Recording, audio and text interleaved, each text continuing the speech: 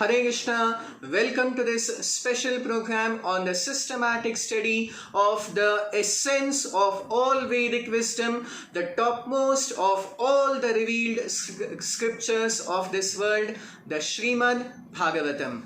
Before we begin today's session, I shall chant a few prayers. Om Namo Bhagavate Vasudevaya Narayanam Namaskritya Naram Chaiva Narottamam Devim Saraswatim Vyasam Tato Jayam Mudirayet Nashtaprayeshu Bhadreshu Nityam Bhagavata Sevaya Bhagavati Uttama Shloke Bhaktir Bhavati Naishtiki Om Ajnanatimidandhasya Jnananjana Shalakaya Chakshurunmilitam Yena Tasmai Shri Gurave Namaha Nama Om Vishnupadaya Krishna Presthaya Bhutale Srimate Bhaktivedanta Swaminiti Namine Namaste Saraswate Devi Gauravani Pracharine Nirvishesha Shunyavadi Paschatya Deshatarine Jai Shri Krishna Chaitanya Prabhu Nityananda Shri Advaita Gadadhara Shrivasadi Gaura Bhakta Vrinda Hare Krishna Krishna Krishna Hare Hare Hare Rama Rama Rama Hare Hare. Hare Krishna, I would like to welcome all the viewers again to this special program on the systematic study of the topmost of all the revealed scriptures of this world, the Srimad Bhagavatam. We are currently in the analysis and study of the third canto of the Srimad Bhagavatam. The Srimad Bhagavatam contains a total of 12 cantos, 335 chapters and 18,000 shlokas. And the third canto of the Srimad Bhagavatam contains 33 chapters and 1416 verses. We have already seen how in the third canto of the Srimad Bhagavatam, in the context of the Vidura Maitreya Samvada, the conversation between the two great personalities, Vidura and Maitreya, there has been a very perfect description of the process of the creation of this cosmic manifestation of this material world, the perfect understanding of Kala with all its measurements and calculations along with space. And then there is also the amazing and wonderful description of the first Leelavatara, the first divine incarnation of the Supreme Lord from the spiritual world to this material world of Lord Varahadeva, Lord Varahamurti, the Supreme Lord who appeared in the form of a boar to deliver the earth which had submerged in the subterranean regions. And he also killed the first demon of this world named Hiranyaksha. Hiranyaksha had another brother whose name is Hiranyakashipu, and the discussion of Hiranyakashipu's exploits and later his killing again by another incarnation of the Supreme Lord, Lord Narahari or Lord Narasimha, would be described later in the 7th canto of the Srimad Bhagavatam. Now, in the 3rd canto of the Srimad Bhagavatam, from chapter 20 up to chapter 33 is the wonderful description and narration of the history of one of the most glorious spiritual families in the history of mankind, the family of the first Manu of the universe, Swayambhuva Manu. So after the creation, it was already explained that Lord Brahma, he first gave birth to the 4 Kumaras, then to Rudra or Lord Shiva, and then he gave birth to 10 great personalities, the 10 sons of Lord Brahma, of whom Narada is the best and the topmost. He later gave birth to Swayambhuva Manu and Shatarupa. So Swayambhuva Manu and Shatarupa were ordered by Lord Brahma to produce more population and thus fill all the various lokas with all varieties of living beings. So now from chapter 20 onwards up to chapter 33 is the wonderful narration of the family members of Swayambhuva Manu, their glorious history and their glorious dedication to the path of spiritual culture of Adhyatmika Pragati, especially the eldest daughter of Swayambhuva Manu, whose name is Devahuti. So Devahuti married the great sage Kardama, and the union of Kardama and Devahuti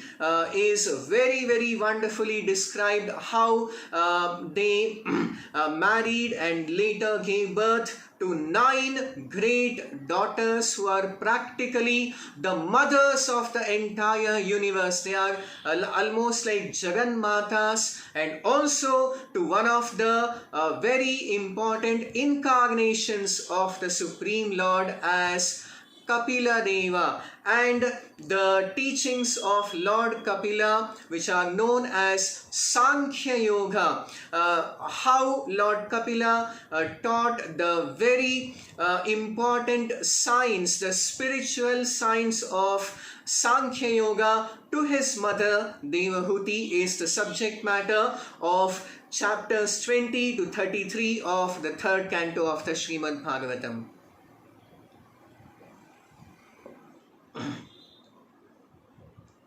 So now Swayambhuva Manu, it is explained in chapter 20 of the third canto of the Srimad Bhagavatam. Swayambhuva Manu and Shatarupa, they had 5 glorious and very exalted children. Among these 5 children, they had 2 sons and 3 daughters. So the 2 sons of Swayambhuva Manu Shatarupa are Uttanapada and Priyavrata. So Priyavrata, Uttanapada are the 2 sons, and the 3 daughters are Devahuti, Akuti and Prasuti. Priyavrata initially went to pursue the path of spiritual progress and hence did not become the king. Instead, his younger brother Uttanapada was made the king. But their history is going to be narrated later in the 4th canto of the Srimad Bhagavatam. The history of Uttanapada and his very great and exalted son Dhruva. And the history of Priyavrata is going to be narrated in the 5th canto of the Srimad Bhagavatam. Here in the 3rd canto is principally the narration of the wonderful family life of Devahuti and Kardama Muni. So although for attaining spiritual perfection, the order of sannyasa, the renounced order of life, is the most suitable, yet we find in the teachings of the Srimad Bhagavatam that spiritual progress is not dependent or cannot be impeded or obstructed by any material condition. Even a grihastha, even a householder, while living along with his family in householder life, while even ruling an entire kingdom which involves a lot of materialistic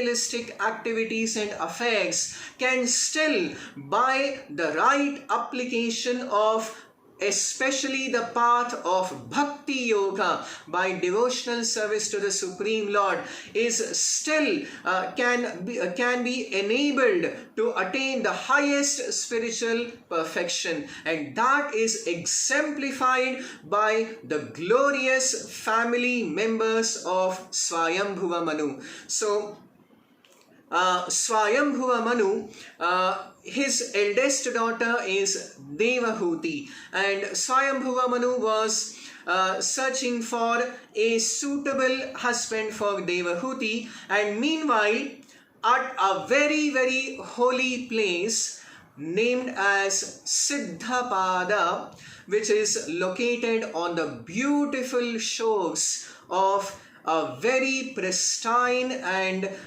sacred lake by name Bindu Sarovara, which is located on the banks of the very sacred river Saraswati. There was a very exalted and great personality who was also a very advanced transcendentalist. His name is Kardama.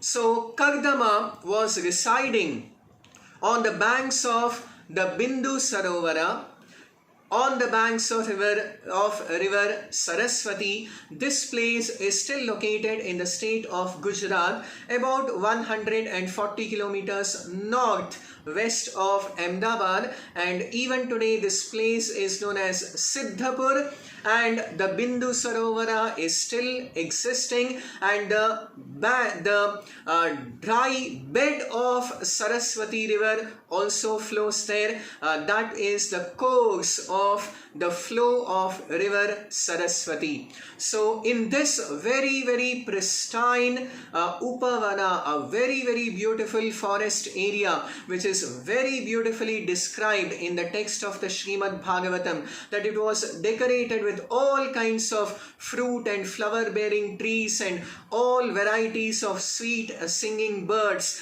and all kinds of fragrant and aromatic flowers and all kinds of pious animals and great sages abounded in the region of Siddhapada or Siddhapura near Bindu Sarovara. So here in the ashrama of Kardama Muni, Kardama began to practice severe penance and austerities for a very long period of time, and finally, pleased by the devotional service of Kardama, the Supreme Lord Vishnu appeared to Kardama and gave the divine vision of his eternal spiritual all blissful form.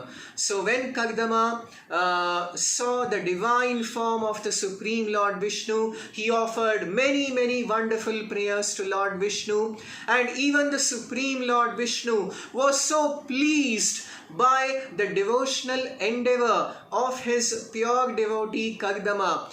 Just like a mother out of great affection to its child, who is endeavoring, who is putting in a lot of effort to reach out towards the mother may shed tears of joy looking at the sincere efforts of its child. Likewise, the Supreme Lord, who is the Supreme Father, the Supreme Mother, the Supreme all in all of all the Jivatmas, of all the souls of this universe, became very compassionate and in intense love towards his pure devotee and child Kardama. Lord Vishnu shed Ananda Bashpa or Harsha Bindu, tears of joy. And these tears, these divine tears of the Supreme Lord Vishnu mingled in the waters of the lake, and therefore this very holy lake that contains the Ananda Bashpa, the Harsha Bindu, the tears of joy of the Supreme Lord Vishnu, came to be known in the entire universe as Bindu Sarovara. So even today, this sacred place called Bindu Sarovara is located in Siddhapur, and the Harsha Bindu of Lord Vishnu is enshrined, is present in the sacred divine waters of Bindu Sarovara. So now Lord Vishnu, being very pleased with the devotional efforts of Kardama Muni, blessed him with all benedictions. Actually, Kardama Muni was feeling a little embarrassed that he had performed all these austerities because he had been instructed by Lord Brahma to get married to a suitable wife and then beget progeny, to beget children, to increase the population of this world, of this universe. So it was a penance with the objective of fulfilling some material desire. So after Kardama realized the Supreme Lord, he was feeling a little ashamed and embarrassed at the material objective of his penance and austerity. But actually his heart was completely purified of all selfish material desires. And therefore the Supreme Lord Vishnu blessed him that very soon he would get married to the most qualified, to the most beautiful woman of the entire world, of the entire universe, the daughter of the sovereign emperor of the entire world, Swayambhuva Manu, Devahuti. Swayambhuva Manu would very soon arrive at his ashrama and would offer the hand of his daughter Devahuti in marriage to Kardama. And the Lord also revealed that I am so pleased by your devotional service that I personally would appear in your family as your child. So this is the supreme mercy of the Supreme Lord upon his pure devotees. It is not mandatory. The Lord, the Supreme Lord, is not forced to take birth like any ordinary living being. He decides to appear, to descend from the spiritual world to the material world for the supreme benefit and deliverance of all the living entities of this material world. And he can appear like Lord Narasimha appeared even from a pillar, or like Lord Varaha appeared from the nostril of Brahma. He can just appear in any way by his own sweet will. He is Swarat, he is supremely independent, but many times he accepts to appear as the child of his pure devotees in order to increase the divine transcendental pleasure and the eternal loving relationships between the Jivatmas, between the living entities. So now Kardama was supremely blessed by the Supreme Lord that he would personally appear as his son.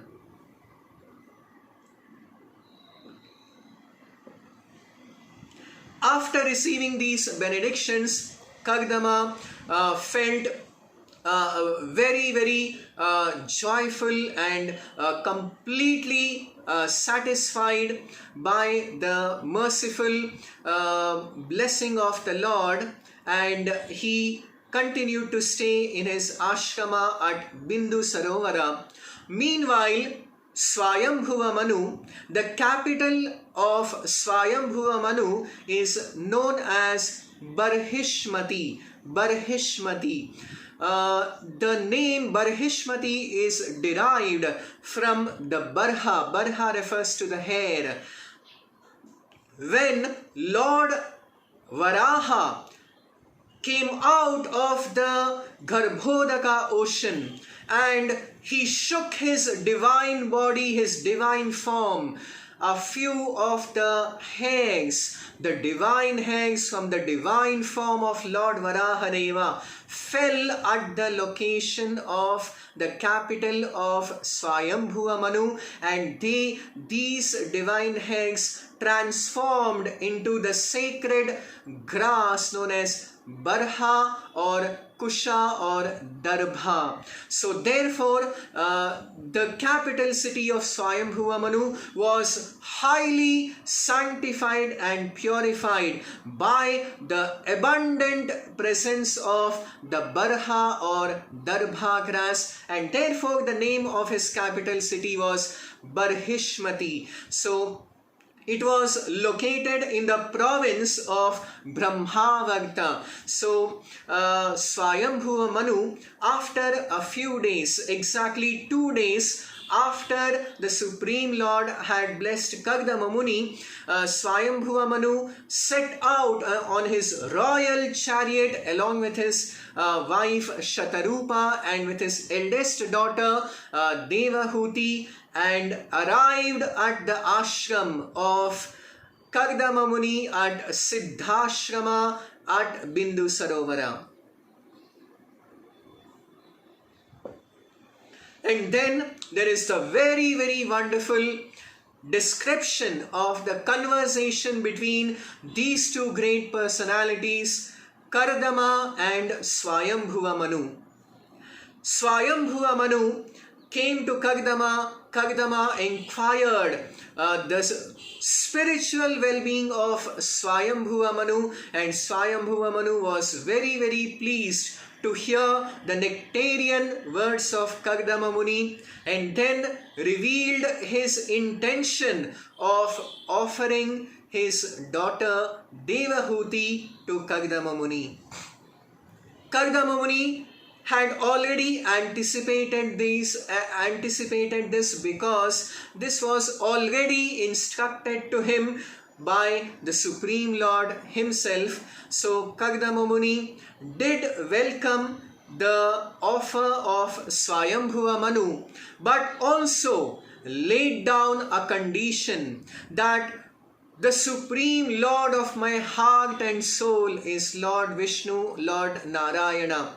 I shall stay with your daughter, with Devahuti, accept her as my wife for some period of time, and as soon as there is a grown-up son to take care of her, I shall immediately give up the householder life and again proceed to the order of sannyasa, to the order of complete renunciation, and dedicate myself to the devotional service of the Supreme Lord Sri Hari. So Swayambhuva Manu agreed to this condition, and thus Devahuti, the most beautiful woman of her time in the entire world, really to say Miss Universe, got married to Kardama Muni, who by material calculations was just a renunciant living in a nondescript place without any material possessions, in practicing penances and austerities at his ashrama. So here we should learn that the real alliance in today's society and scenario, whenever a father, whenever the parents of either a girl or a boy look out for an alliance, the first consideration, the first thing that they see is how much is the person earning, what is the economic condition. So this is the first consideration in today's society. But here we find in the days of yore, Swayambhuva Manu, the most opulent and the richest person of his time, is giving his eldest daughter, his most qualified and beautiful daughter, to a sage, Kardama Muni, who is living in an impoverished condition in his ashrama. So what did he find in Kardama? Therefore, material possessions was not the considerations for Swayambhuva Manu. It was the spiritual advancement and the spiritual assets and qualifications of Kardama Muni that were considered and were also appreciated to be of the highest value by Swayambhuva Manu, and it was also not a forced kind of marriage. Devahuti also just had heard the wonderful divine qualities of Kardama from the mouth of Narada and had fixed her heart and mind to get married to the great sage Kardama.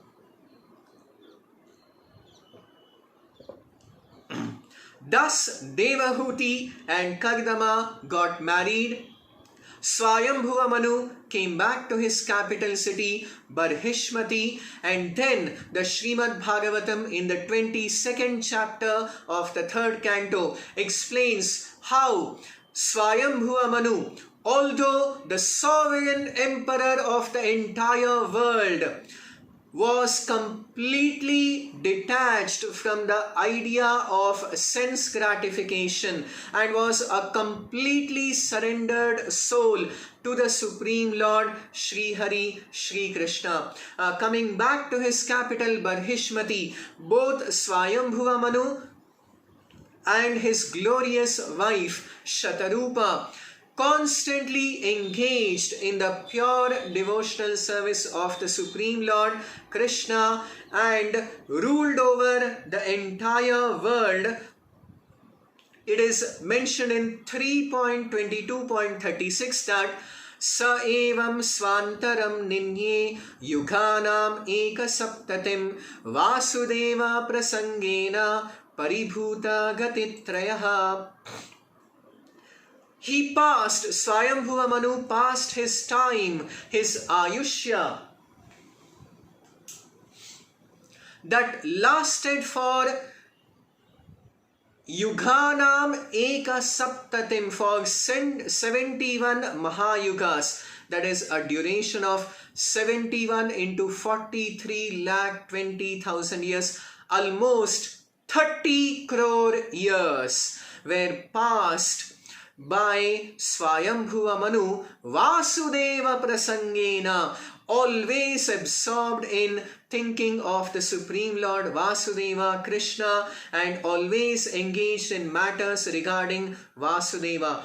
Thus he transcended Paribhuta Ghatitrayaha. He transcended the three destinations. The three destinations are meant for people who are under the control of the three modes of material nature. So as explained in the Bhagavad Gita, that Urdhvam Gachanti Sattvastha Madhye Tishtanti Rajasaha Jaganya Gunavrittistha Adho Gachanti Tamasaha. Those who are in Sattva Guna attain the higher planetary systems. Those who are in Rajoguna, they remain in the human society, and those who are in Tamoguna get degraded to the Adhogati or to the animal species of life. But Swayambhuva Manu Paribhuta Ghatitrayam, he surpassed all these three destinations and attained the supreme perfection of liberation. It is explained that Sharira Manasa Divya Vayyase Cha Manushaha Bhautikascha Gatham Klesha Badhante Harisamshrayam. How can persons like Swayambhuva Manu, having completely taken shelter of the Supreme Lord Krishna, Hari Samshrayam, in devotional service, be put into any kind of miseries pertaining to the body, mind, nature, or any of the Adhyatmika, Adhibhautika, or Adhidaivika klesha. So in this way, Swayambhuva Manu attained the highest perfection of liberation and returned back home, back to Godhead, to the eternal spiritual kingdom of the Supreme Lord in Vaikuntha Loka. Meanwhile,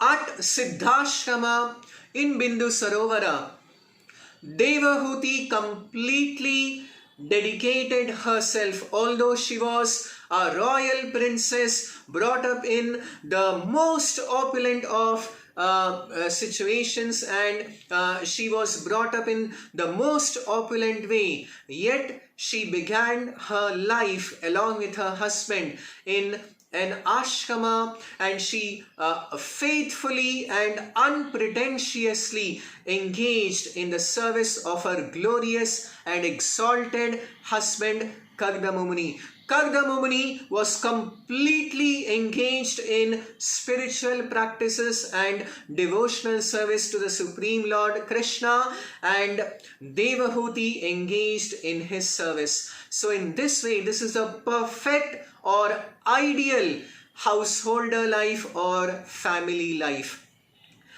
The man should be so trained in the Brahmacharya ashrama, in the Grihastha ashrama, that he can be the perfect role model for the practice of spiritual life and activities. And the wife should be so trained to be chaste and faithful in her service to the husband, that whatever spiritual practice and progress is achieved by the husband is shared by the wife without doing any spiritual practice. Her practice is simply by sincerely serving the husband. She shares in all the spiritual benefits attained by the husband. So this is the ideal Vedic family life or the Grihastha ashrama. So a long time passed in this manner, and Devahuti completely giving up all desires or any aspirations for her own selfish motives, without any personal selfish desires. She engaged in the service of Kardama Muni, and Kardama Muni was also very pleased with the unduplicitous service of Devahuti. And after a very long time, Kardama addressed Devahuti and asked her that I have realized the Supreme Brahman, and beyond the Supreme Brahman, even the Supreme Bhagavan, the ultimate absolute truth, and I can give you the complete realization of Atma Sakshatkara and Bhagavat Sakshatkara, of self-realization and God realization. So Devahuti was very pleased, but she also requested that she desired to have some children, because this was also a very important duty of a householder, to have qualified and deserving children who would be the great asset to humanity in this world. So, accepting this proposal of Devahuti, Kardama then immediately, by his mystic power, created a wonderful celestial Vimana, an airplane which was bedecked, which was decorated with all kinds of opulences, with all kinds of luxuries. It was a 7-storied Vimana, an airplane filled with many luxuries and opulences, and completely made of gold and precious jewels and gems, and bedecked with all kinds of facilities. And Devahuti, who was completely famished by her stay in the ashrama, in the Upavana, was a little hesitant to step into this very opulent airplane.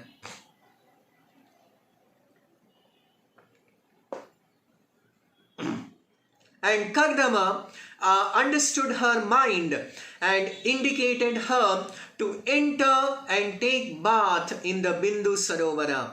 And as Devahuti entered the waters of Bindu Sarovara, she was immediately taken by many celestial women and damsels, who took her inside the waters of Bindu Sarovara and decorated, they nicely bathed, purified Devahuti, and then decorated with all opulent kinds of dresses and ornaments. And then Devahuti came out, and both Kardama and Devahuti now boarded their celestial plane and began to wander in all parts of the universe, all the wonderful gardens. In other words, materialistic people can also say that this was like the honeymoon of Kardama and Devahuti. But this is not any kind of an ordinary sojourn of a couple. These are such exalted beings and such exalted personalities, Kardama and Devahuti, that they were practically, wherever they traveled throughout the universe, they were worshipped even by the denizens of heaven, they were worshipped even by the Devatas. So such is their exalted position. And what is the result of their going in all the places on very, very beautiful journey? In due course of time, they gave birth to 9 daughters who are such exalted personalities again. So this kind of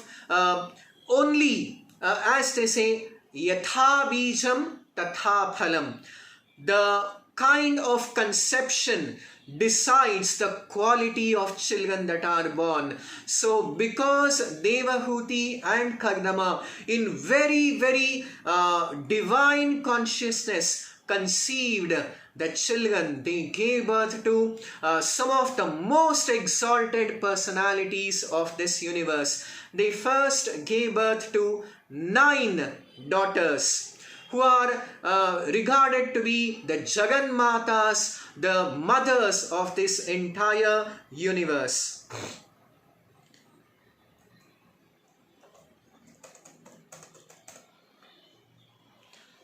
These 9 daughters are like Anasuya, and their names are mentioned in 3.24.22 to 23, that later, after some time, when the daughters were grown up and they were all living, the family of Kardama and Devahuti along with their 9 daughters, they were living in Siddhashrama, living on the banks of Bindu Sarovara. They were visited by Lord Brahma, accompanied by many, many great sages.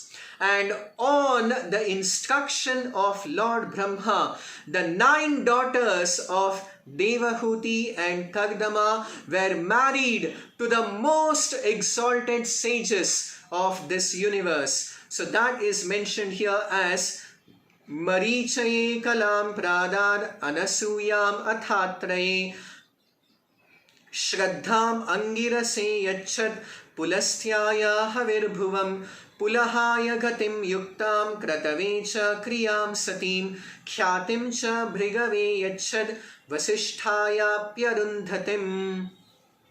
The 9 daughters of Devahuti and Kardama are, as I read out and mention their names, you can note that many of them are very, very great personalities, like Arundhati, like Anasuya. So the 9 daughters are Kala, Anasuya, Shraddha, Havirbhu, Gati, Kriya, Khyati and Arundhati.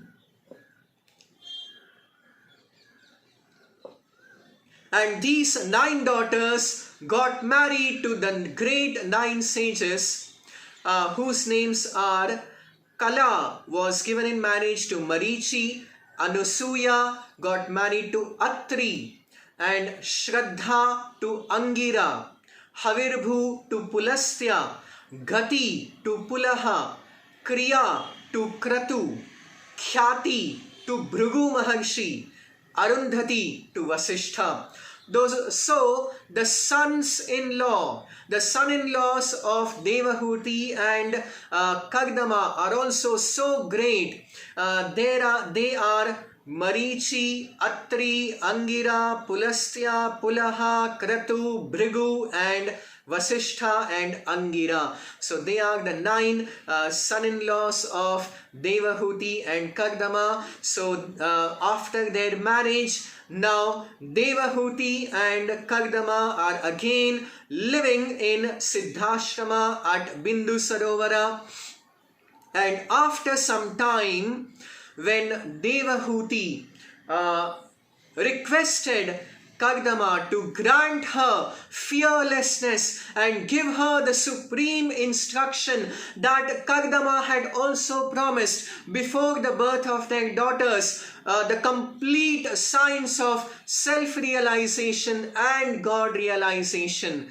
Kardama, although completely capable of giving these instructions, being a very great realized sage, yet he remembered the words of the Supreme Lord Vishnu, that Lord Vishnu personally would take birth and then he would give his instructions to his mother Devahuti. So Kardama revealed the same secret to Devahuti, and again after some time Devahuti and Kardama gave birth to a son who is non-different from the Supreme Lord, who is an avatara, an incarnation of the Supreme Lord Sri Hari, and this avatara is known as Kapila Deva. Kapila Deva is the greatest among all the sages. He is always worshipped by all the sages and all the devatas of the entire universe. Lord Kapila is famous as the inaugurator of the spiritual science known as Sankhya Yoga, the systematic analysis of the entire universal principles and the ultimate science of Bhakti Yoga, or pure devotional service to the Supreme Lord Sri Hari. Now, Kardama Muni, after some time, he approached Lord Kapila, his son, but whom he very clearly knew and understood to be none other than the Supreme Personality of Godhead. When Lord Kapila was in a isolated place, at that time Kardama Muni approached him and expressed his complete surrender to Lord Kapila, and Lord Kapila then instructed Kardama Muni to accept the renounced order of life and wander all across the world and universe in order to bless all the people with divine knowledge. And then he assured him that he is definitely going back to the spiritual world. He would attain his eternal spiritual kingdom. So now, taking leave of Devahuti and Lord Kapila, Kardama left from Bindu Sarovara and travelled across the world and finally attained the highest perfection of moksha, liberation, and went back home, back to Godhead. And here in Bindu Sarovara, after some time, Devahuti was feeling the absence of her great exalted husband, Kardama Muni. And one day she approached her son, Lord Kapila, and expressed her intention to receive the highest knowledge of self-realization and God realization.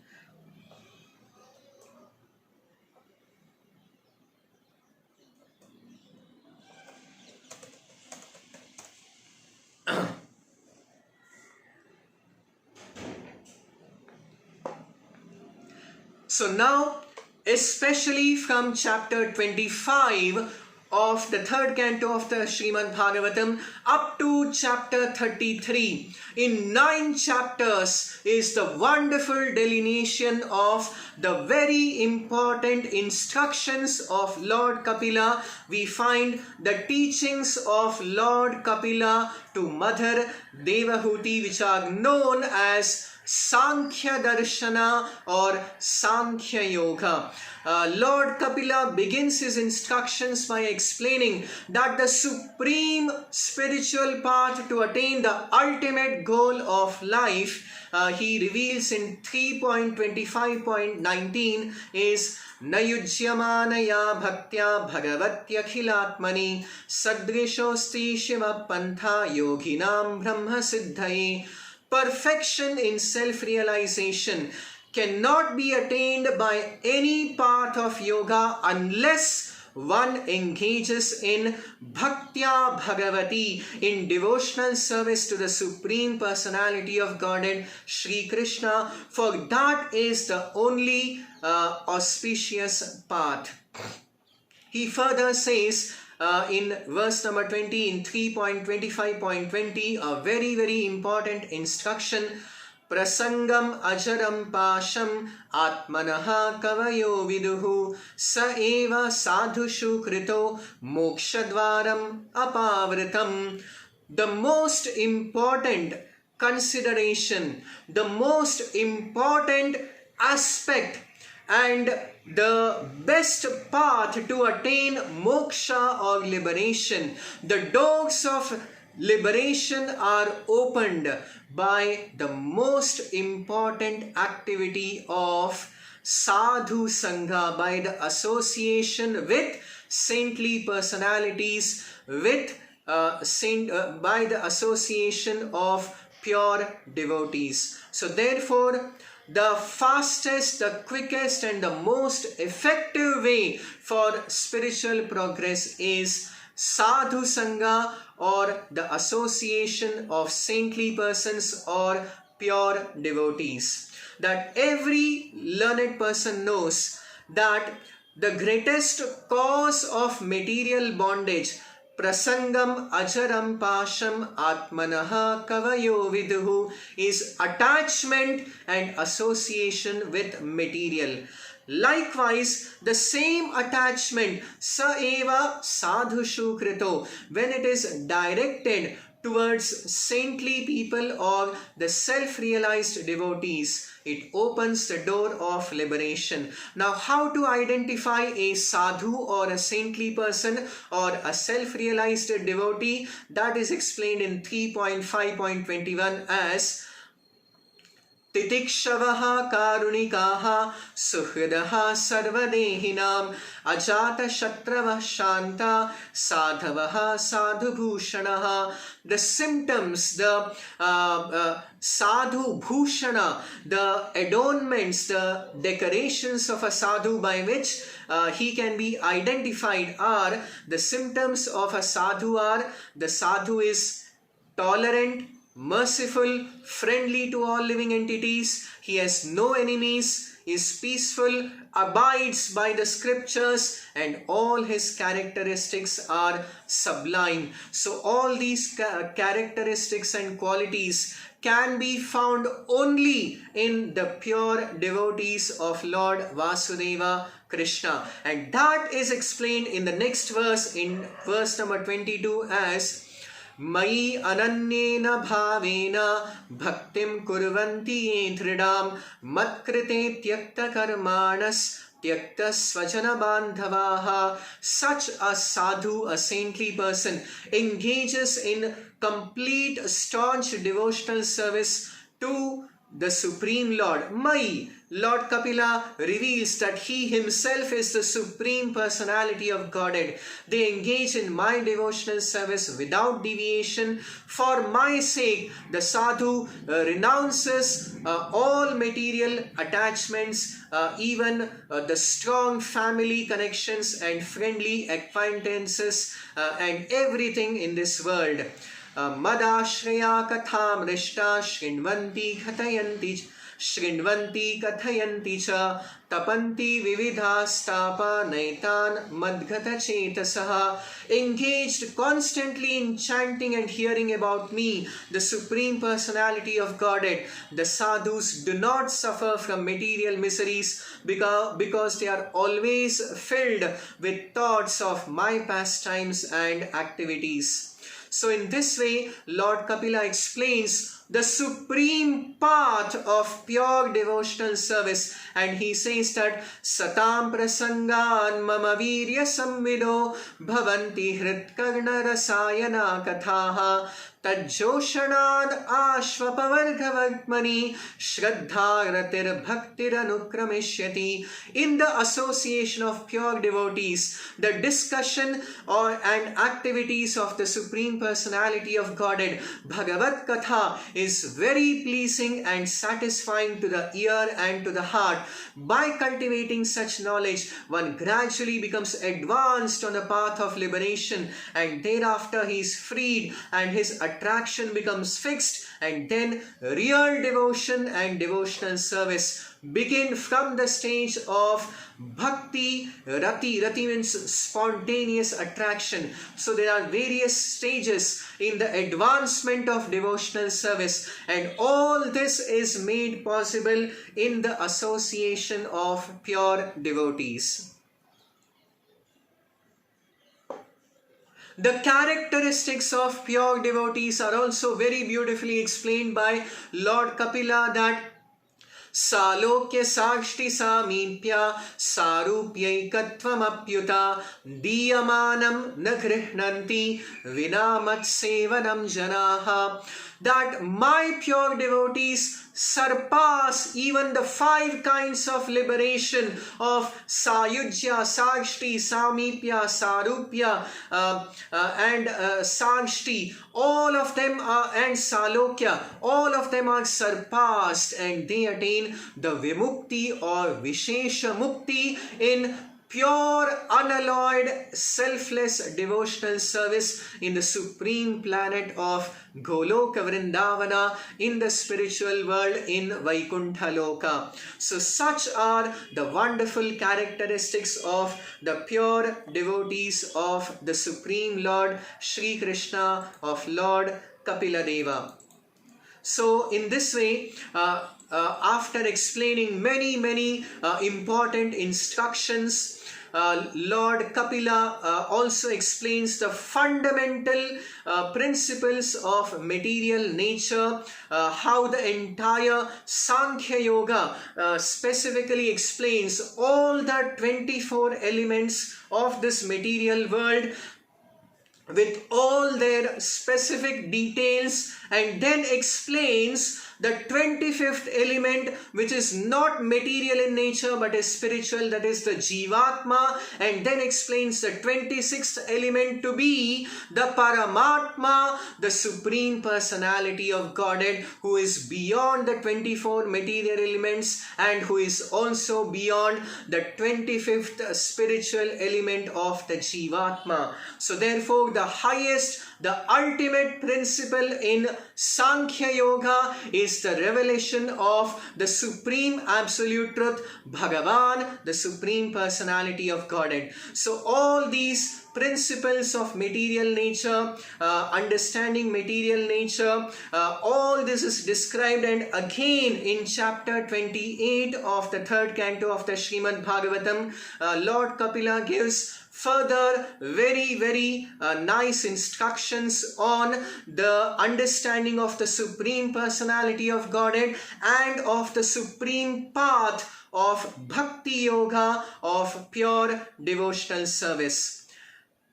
There is also in the 31st chapter of the 3rd canto of the Srimad Bhagavatam a very interesting description of the movement of the living entities in this material world, especially in the human society, how the living entity gets the most rare chance and opportunity in the Manushya Janma, in the human form of life, to attain liberation, and how the living entity moves from Punarapi Jananam, Punarapi Maranam, Punarapi Janani, Jathare Shayanam, that again and again the living entity takes birth, dies, and enters into the womb of another mother. So the Bhagavad Gita and all the Vedic scriptures say that there are 4 main miseries in this material world.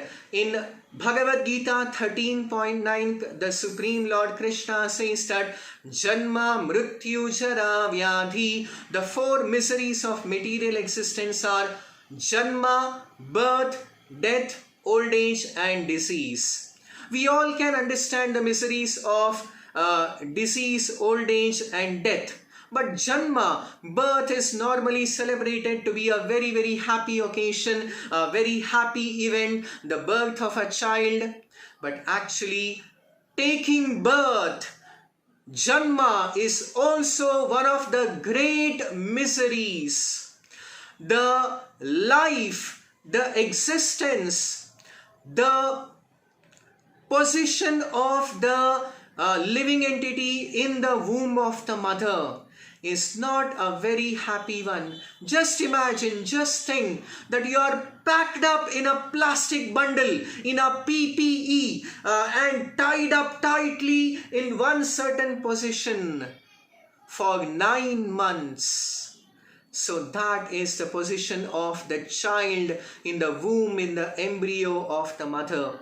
So while explaining the position of how miserable Janma is in this material world, Lord Kapila also explains the perfect science of embryology. This is revealed long back without any ultrasonic devices or anything. So Lord Kapila explains the science of embryology perfectly in chapter 31 of the third canto of the Srimad Bhagavatam in 3.31.1. Shri Bhagavan Uvacha, Lord Kapila Deva says, Karmana Daiva Netrena Jantur Dehopapattaye Striya Pravishta Udaram Pumso Retah Kanashkayaha.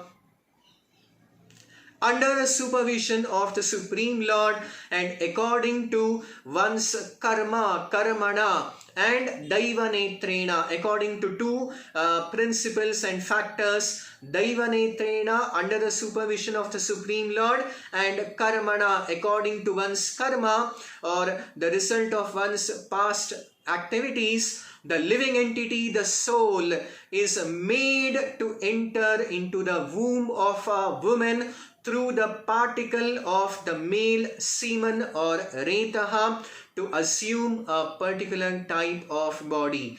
Kalalam tu ekaratrena pancharatrena budbudam dashahena tu karkandhuhu Peshyandam vatata param.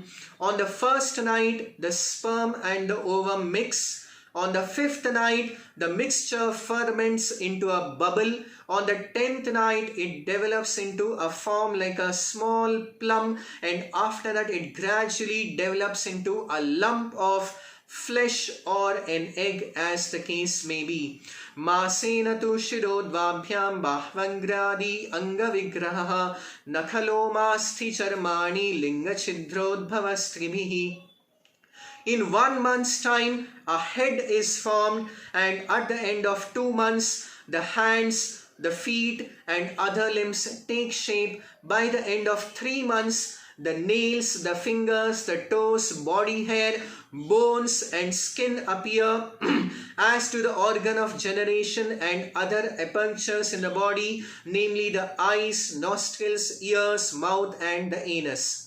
Chaturbhir dhatavas sapta panchabhihi kshutriduddhavaha षड्भिर् jarayuna vitaha kukshav brahmyati dakshine.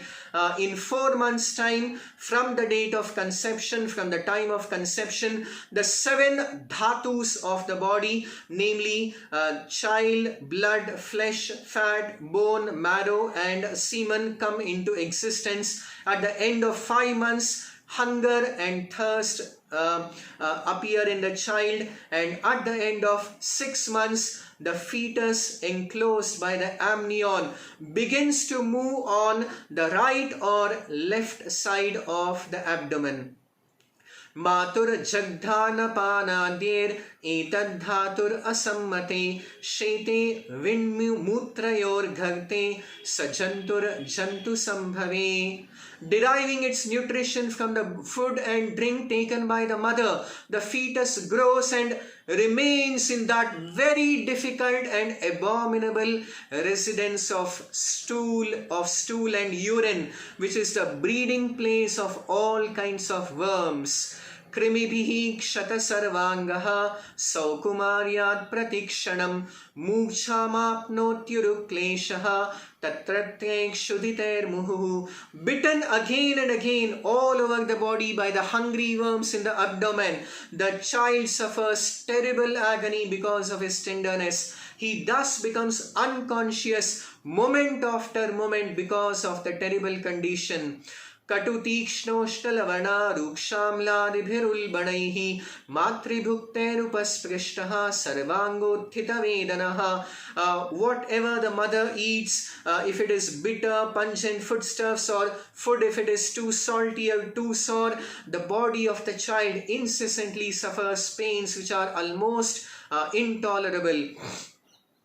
So, placed within the amnion and covered outside by the intestines, the child remains lying on one side of the abdomen, his head turned towards his belly and his back and neck arched like a bow, a very, very difficult condition. And the child thus remains just like a bird in a cage without freedom of movement. At that time, if the child is fortunate, he can remember his past birth. And if it is even more fortunate, it can even remember the Supreme Personality of Godhead, who is also situated in the heart of every living entity as the Paramatma. So the child now in that very, very extreme and difficult condition prays to the Supreme Lord and promises that if I come out of this terrible situation, of this very difficult situation, I will not forget you and always engage in your devotional service.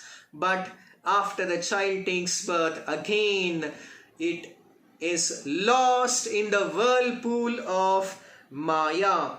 And if it is unable to take advantage of the human form of life and progress on the path of liberation, it would be the greatest danger, the greatest loss, the greatest defeat of the human form of life. So all these instructions are given by Lord Kapila Deva in his teachings. And finally, in the conclusion, in the final chapter of the third canto of the Srimad Bhagavatam, in 3.33, Devahuti, Mata Devahuti, after receiving all these sublime and supreme and ultimate conclusions directly from the Supreme Lord, Lord Kapila, who had so mercifully appeared as her child, as her son, Devahuti expresses her great jubilation and joy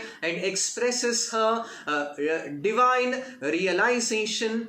She tells in 3.33.6 that Yannamadeya Shravananukirtanan Yat Prahvanan Yat Smaranadapi Kvachin Shvadopi Sadhyaha Savanaya Kalpate Kuta Punaste Bhagavannu Darshanat.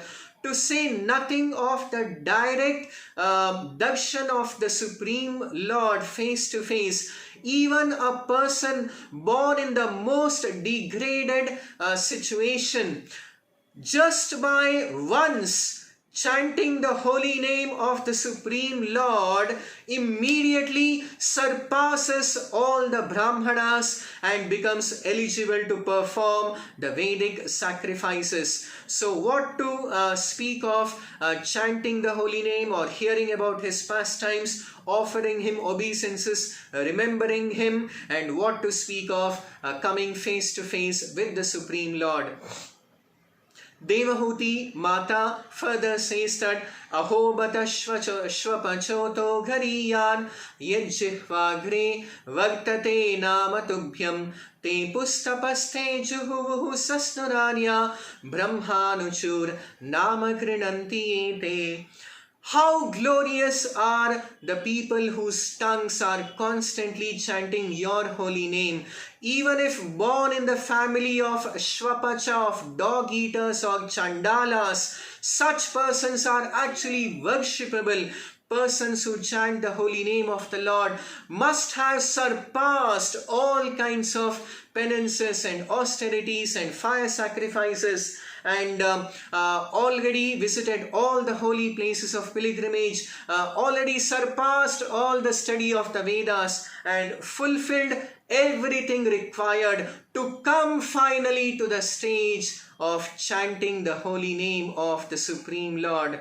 So in this way, Mata Devahuti very nicely expresses her understanding and realization in these verses.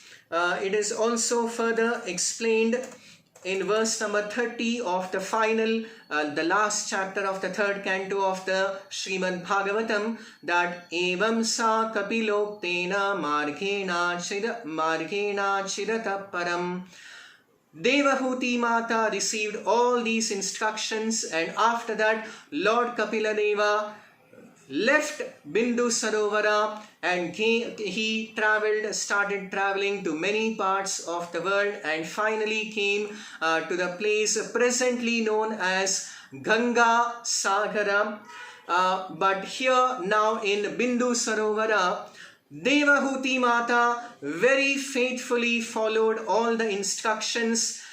By following the principles instructed by Kapila, Devahuti very quickly attained liberation from material bondage, and she achieved the Supreme Personality of Godhead, Bhagavantam Avapaha, without any difficulty.